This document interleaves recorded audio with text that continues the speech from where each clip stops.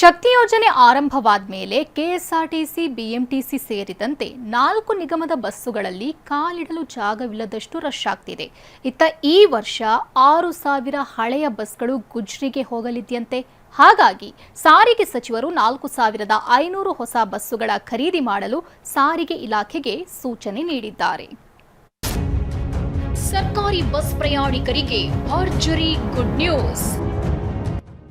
4,500 ಹೊಸ ಬಸ್ ಖರೀದಿಗೆ ಸಾರಿಗೆ ಸಚಿವರ ಸೂಚನೆ.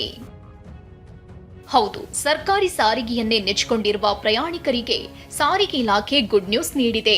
ಕೆಎಸ್ಆರ್ಟಿಸಿ, ಬಿಎಂಟಿಸಿ, ಕೆಕೆಆರ್ಟಿಸಿ ಹಾಗೂ ಎನ್ಡಬ್ಲ್ಯೂಆರ್ಟಿಸಿ ನಿಗಮಗಳಿಗೆ ಒಟ್ಟು 4,500 ಹೊಸ ಬಸ್ ಖರೀದಿಗೆ ಸಾರಿಗೆ ಸಚಿವ ಭೈರತಿ ಸುರೇಶ್ ಸೂಚನೆ ನೀಡಿದ್ದಾರೆ.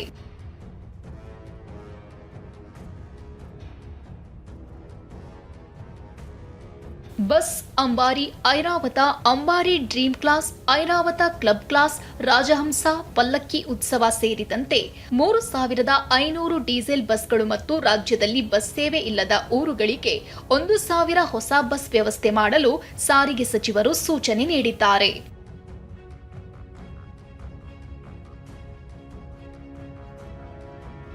4 ನಿಗಮದಲ್ಲಿ ಸದ್ಯ ಒಟ್ಟು 23,989 ಬಸ್ಗಳಿವೆ.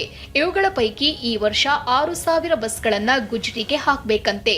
ಹೀಗಾಗಿ 4,500 ಹೊಸ ಬಸ್ ಖರೀದಿಗೆ ಸಚಿವರು ಸಮ್ಮತಿ ನೀಡಿದ್ದಾರೆ. ಕೂಡಲೇ ಸರ್ಕಾರ ಡೀಸೆಲ್ ಬಸ್ ಖರೀದಿಗೆ ಮುಂದಾಗಬೇಕು ಅಂತಾರೆ ಸಾರಿಗೆ ನೌಕರರ ಮುಖಂಡರು.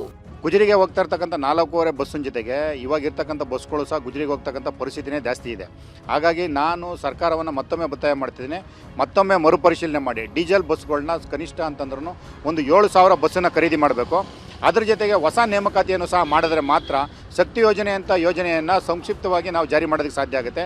ಕನಿಷ್ಠ ಇವತ್ತು 1.5 ಇಂದ 2 ಕೋಟಿ ಜನಕ್ಕೆ ಸೇವೆ ಕೊಡಬೇಕು ಅಂತಂತಂದರೆ ಬಸ್ಗಳು ಸುಸ್ಥಿತವಾಗಿದ್ದರೆ ಮಾತ್ರ ಸಾಧ್ಯನೇ ಹೊರತು ಅಸುಸ್ಥಿತಿಯಲ್ಲಿ ಇಟ್ಕೊಂಡು ಬಸ್ಗಳನ್ನ ಕೊಡೋದಕ್ಕೆ ಸಾಧ್ಯ ಇಲ್ಲ. ಒಂದ್ ವೇಳೆ ಸರ್ಕಾರ ಹೊಸ ಬಸ್ಸುಗಳ ಖರೀದಿಗೆ ಮುಂದಾಗಲಿಲ್ಲ ಅಂದ್ರೆ ಪ್ರಯಾಣಿಕರು ಪರದಾಡೋದಂತೂ ಸುಳ್ಳಲ್ಲ. ಕಿರಣ್ ಸೂರ್ಯ, ಟಿವಿ9 ಬೆಂಗಳೂರು.